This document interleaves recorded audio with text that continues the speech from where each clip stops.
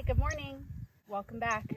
It's a beautiful day today, and we want to share with you what we've been doing around the property.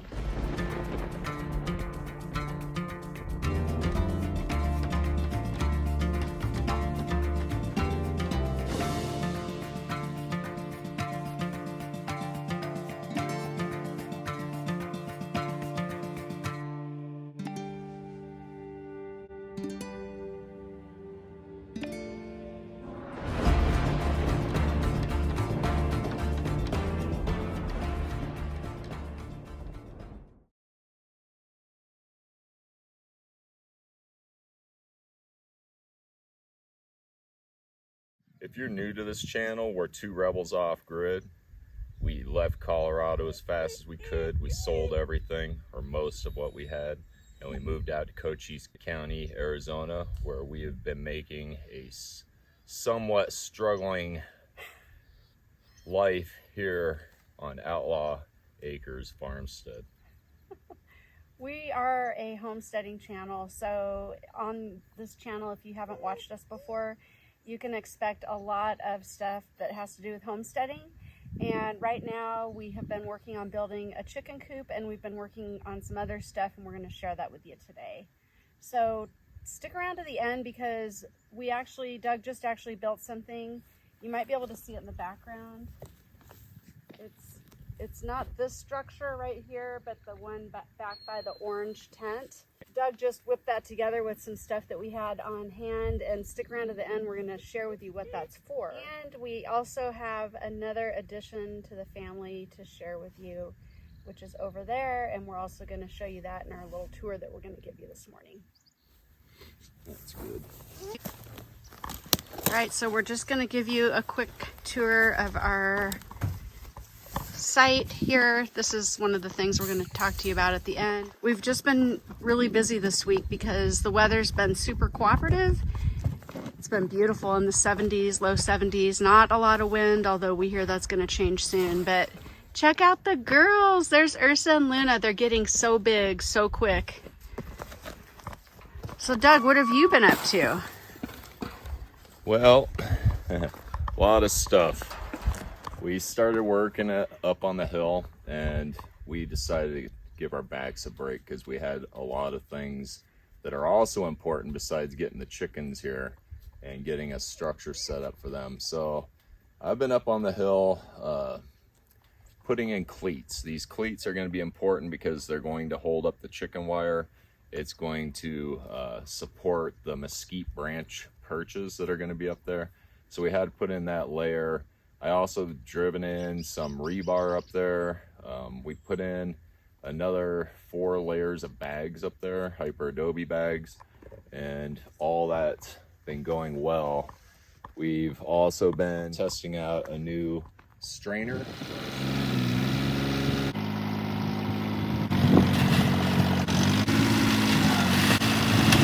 You can tell things have changed around here if you guys have been watching from the beginning. But also I've been working on Bonnie, because you know Bonnie's been giving me attitude, but not all the problems have been her fault. She's been missing a couple bolts that I didn't know were missing. So I'm out here with my tractor. It appears that my tractor wanted to dump a couple bolts, so I lost one bolt, and it's somewhere on this 36 acres. I couldn't find it, so I went to the store. I got 2 more bolts, and it appears that the bolts are fine. It's where the motor connects to the chassis, it's not lined up. So the original screw that was in here was stripped because they basically just hammered it in there. But like we said, it's a 1980, so I had to take this arm off so I could line it up, because I thought it was just me not being able to put the screws in. But once I had just this this bracket in here, I noticed that the threads weren't going in, so I'm kind of forcing it in there. It's going to be a permanent job. I just torqued these babies in here as tight as I could. It's going to be as good as I can do out here. This is off-gridding, guys. You do what you got to do. Hopefully it holds up. But I had to take this pin out of this. This is a hydraulic for steering. I had to take this pin out to get this bracket up on there. So now I had to take off this panel that connects to here so that I can drop the pin back in. Hopefully that's what I'm gonna do. But yep. And then I'm gonna do a maintenance protocol on this tractor today. It's been about 80 hours on this tractor, so it's due for gonna check its fluids and everything like that and get Bonnie up to specs. Because what was happening when these bolts were missing is this whole thing was loose, so when the tire would turn, it was just doing that. It wasn't connected to anything. This whole bracket was moving with it. And so it was doing nothing. So I was getting a lot of wobble going on, and that's really dangerous if you have a full load of material in your bucket and you're going down the road and your tires are doing this. Plus Bonnie wasn't wanting to turn when I wanted to turn. So a lot of those things I've been blaming Bonnie for is directly due to these bolts that were not in place right. Ran to the store, got some bolts, got some fluids to give her a nice proper tune-up. We changed her fluids for the most. I haven't changed her oil yet, but I will at some point. But we cleaned her up a little bit, reinstalled those bolts, made everything look good. Everything sounds good. The vibration isn't there anymore. It just runs a lot smoother. But yeah, those are a couple things I've been doing. Why don't you come in here and give them a tour? Okay. All right, so one of the things that we did this week was we actually doubled the size of the space that the dogs have been hanging out in. This is temporary because these dogs are, Ursa and Luna are livestock guard dogs. They're Great Pyrenees, and they're about just over 3 months old. So they're getting pretty big, you guys can see. They're growing really fast, and we actually don't really limit their food because they're puppies and they are growing so fast. We've never had a large breed dog, but I know that their consumption needs are quite high. So we just keep their puppy food filled up all the time and make sure they always have fresh, clean water. But anyway, this fenced in area, it used to go basically like right here, and they had this space, and they're just getting very anxious to get out and have more freedom. So what we've been doing, two things. We increased the space. We went and bought another 100-foot roll of field fencing and increased the whole space by double. So you can see it all goes over here. We've been moving stuff around and just generally cleaning things up, kind of like a spring cleanup. So one of the things we did, we had this orange tent kind of thing that actually withstood the winds really well, but we wanted to give some more shade over in this area for the dogs and then for some other stuff. So we actually moved that over here, and it's kind of cool because it's got lights on it and it kind of lights it up at night, which is nice. And the other thing that we've done with the dogs this week that's new is we have been letting them sleep wherever they want. So as long as it's in here. So we've decided they are about the size of a coyote at this moment in time, and we decided to give them a little bit more freedom. Instead of locking them in their doghouse, we're not locking them in their doghouse anymore. So we're just keeping this door open to their doghouse, and they can come in and go out as they want, and they have more freedom at night.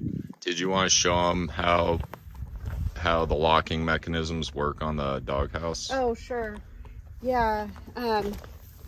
So when they were really little, like they've actually almost doubled in size, but when they were really little, we didn't want them out here because we have coyotes that run in packs, and we could hear them, and they will come right around and they'll actually come on our property, but they're not huge, and we just wanted to make sure and keep these girls safe until they were big enough.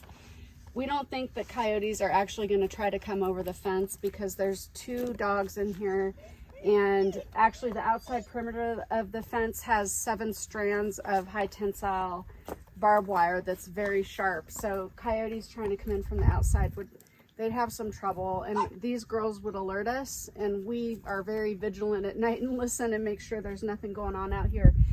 we're sleeping really close to where this setup is so we can hear what's going on. But anyway, we've got a couple of motion sensor lights. We've got one in the front and one in the back. And this door, they keep bringing, they've got hay in here and we've put blankets in here for them, but they keep pulling them out. But the door basically shuts, and then during the day we prop it open with this stick. I guess you guys want to go in there right now, but I'll show you how it shuts. Look out. We decided to do the door this way so that they could see out, so that if there was a predator or something, they would alert us and we would hear them. So it's just got this latch on the bottom that just flips up, which you can see they've actually started chewing it up anyway. I think they're very smart dogs and they know that that is what's keeping them in at night. And then there's a bar. So we've got this bar that I don't even know what this went to, but Doug decided to reinforce this with a couple of brackets, and then we would put this bar over that at night, and it just makes it so they can't wiggle the door open, and just gives them a little extra protection. But we're not using that anymore because we think they're big enough now to be out here in this fenced area at night. Open this back up. But they still go in and out of here during the day, and it gives them a shady place to get out of the sun. And we've actually, it's not wanting to stay. We've actually reoriented their doghouse so that the prevailing winds are not coming in through the front, and they're actually coming from the back, so they get a little bit more protection from the wind. There we go. So we keep it propped open like that. Do you want to talk about the fence? What type of fencing we put up? Oh, sure. It's just field fencing. It's 5 foot high. And this is temporary, so these girls are not going to live in here permanently. When they're big enough and we trust them to know enough that they need to stick around our property and stick around near the livestock, we will eventually take this fence down, and then they will have free range of the property. Before we do that though, we will be getting them, they are microchipped, but we have also talked about getting them like a tracking device that attaches to like a collar. We need to get them more robust collars and stuff with their ID tags. But we know that these dogs have a tendency to roam, and we also know our property is fully fenced. We did the barbed wire fencing around the whole property, but they could easily get through it or get out of it if they wanted to, if they had a reason to. So we're not sure. We hope that they, being females, we hope they want to stick around a little bit more and not go wandering too far. But anyway, the fence that we've got in here is the field fencing. It's 5 foot, and these are 2x4 openings, so it's 2 inches by 4 inches, and it's small enough that, you know, things can't get through it. So we watch it daily because one of them really likes to dig, and Doug can swing around and show you what they've done to this poor creosote bush. But they like to dig. And I think that probably there's pack rats or whatever living under here, and they can hear them, and they've been digging these big holes. So we're gonna have to be mindful of that when we're planting stuff, that they do like to dig, and that's totally fine. We have plenty of dirt that they can dig in, which they seem to really enjoy doing. So they've got more room to run around, and we've actually also been putting Willow and Zoey out here with them, just slowly started incorporating them. And when we're up working on the chicken coop, we will have all the dogs in here. Willow and Zoey bark at anything that moves or makes a noise, so we're kind of letting them teach the girls to bark, you know, if something comes by, a coyote or whatever, that they should be barking at, and they've been doing really good. It's funny because Zoey is actually, the Chihuahua is actually she's the top dog. So she sets these girls in their place.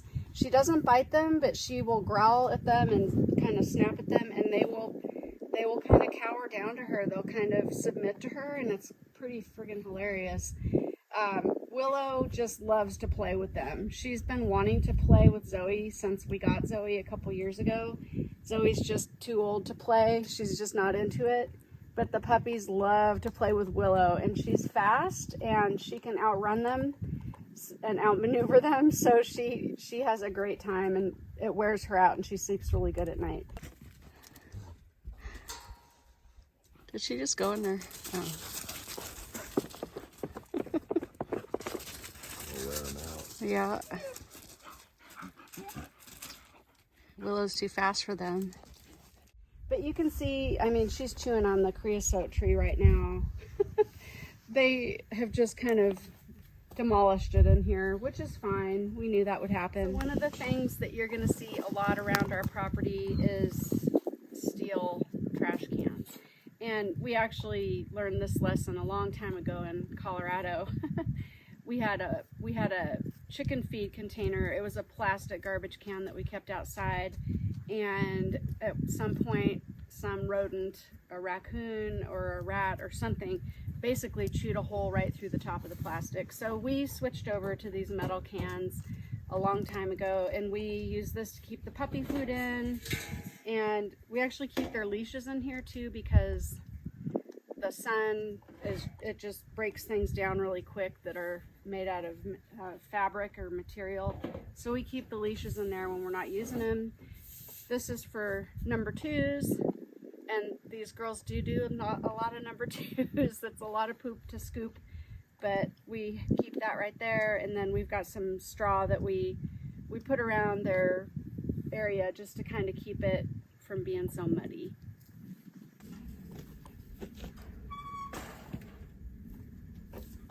All right, so Keri explained to you kind of what's going on around here. I ran up the hill with my tractor and grabbed like 8 pallets, 8 free pallets. Well, actually, pallets aren't that free anymore. We paid like $4 a piece for them because around this area, pallets are in demand because you understand most people around here are homesteaders, so they like finding free resources, but these ones we had to pay for. And so it's a peculiar structure. We put it together in probably half an hour. I'm not going to give away what's going to be in this. The dogs right now are using it as kind of like a secondary estate for themselves. But I found these 2 tarps were kind of being tossed and blown around the yard, and pack rats had got into them pretty badly and chewed big holes in it. So I couldn't really use them to protect other things. So I chopped them up, covered the pallet structure. The structure is facing in a way that that the prevailing winds aren't going to be getting in there. So our prevailing winds are south, east, and southwest, so they'll be hitting these sides that are well protected. Like I said, we're not telling you what this is for yet. That's going to be a video coming soon. It didn't take long to do, went up pretty quick, and it's super sturdy. So, I mean, it'll vibrate a little bit, but that's not a big deal. I think it's going to stand up. Everything here is temporary that's enclosed in here. This is all going up on the hill, but we need to build the permanent structures first. So we're building, it's like when they land on Mars, they're going to drop down temporary structures, and eventually they terraform these big old structures. That's kind of what we're doing. We're plotting down these little temporary structures. They're going to be more than enough suitable for the things that are going to be inhabiting them, and then eventually we'll build the super structures up on top, which you guys have been enjoying watching the videos as well. So, but that's pretty much it, guys. We have one more thing to show you for those who decide to stay to the end. We picked something up yesterday down in Elfrida, which is not too far from us, and that something is in here. We have this on here because the roof actually is removable, or was removable, and it kept blowing off. So our brand new roofing panel that we used on it got really scratched up and dented up, and we need to kind of fix that. And we need to, actually Doug secured this down, and then we made a few modifications, and we made it so that you can open it from the back, and there's some hinges on it. And we're going to try to show you what's in here without letting it out. And by the way, we wanted more of these, but this is all we were able to obtain at the moment. They're hard to come by. At least they have been for us. Here's some exciting TV, guys. Major revealing. never before seen video. Trying to do this without. So yeah, we slapped these hinges on yesterday. It was that we had only access through the top, but I was like, why don't we just remove the back and make it a little more easier for Keri to get to because of the height of this structure. But let's take a peek inside here. Cool. This is Clara. That's it's Clara. Okay, sweet love. It's okay. She's enjoying her nice soft little blanket. Yes. We were told to keep her in here for about a week so she knows where her home is. Yep. So she's got a nice cozy blanket, and she's got obviously a litter box, and then I'm going to actually change out her food and water, which is right there, and we're going to actually move that to the front. So if you guys watched our video on building this, there's actually a wall right there that she can climb over, and we actually screwed a piece of wood into the front to block the opening so that she can't get out quite yet. We need her to understand that this is where her home is, and we know that we were told if we let her out, you know, right when we bring her home or within a day or two, she'll probably run away, and we don't want her to run away. We want her to want to live here. But she's a little sweetheart. She's not very old. She's what people would call a barn cat. She's lived her whole life outdoors, and she's been exposed to dogs and kids, and she came from a dairy actually down in the valley, and she's a sweetheart. So we're excited to have her. She's going to be our outdoor kitty. We hope to add another one of her soon, and we were told that she might very well be pregnant, and the last family that was going to take her decided not to take her because she could be pregnant, and we're actually okay with her having one litter of kittens, and then we would probably get her spayed. But she could be having babies. We'll see. We hope she does, only because we don't want her to be here by herself, and we've just had a hard time finding outdoor kitties that were already living outdoors that can move over here and also stay outdoors. So she's a good girl. She's a good girl, Clara. Hi, Clara. And soon she'll be our nocturnal huntress. She'll be able to go outside at will when she wants, and she'll have this building for safety in case she feels threatened by anything. She can quickly, I put this temporary door stop here just to cover the door. She'll be able to go in and out of this door at will, and predators won't be able to follow her in there. But yeah, we keep that shut. I keep it kind of pointed out so she can kind of look out here. But that is our newest family member, Clara. Not Clary, not Clara. Clarice. Yeah. Not Clarice.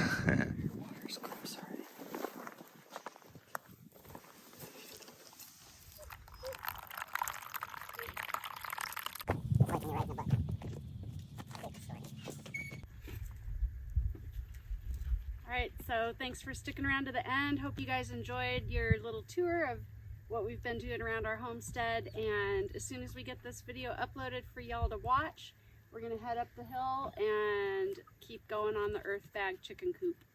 Yeah, and wait for a future video where we reveal what this structure over here is actually for. Yeah, coming soon. Yeah, and if you like this video, go ahead and hit that thumbs up button at the bottom. I know it's a cliche and overused, but you know, it helps us out, helps us get our story out there. And if you are new to this channel, go ahead and subscribe. We appreciate you guys joining our crew. Yeah, thanks for following along. We appreciate you guys. Take care. That's more like it.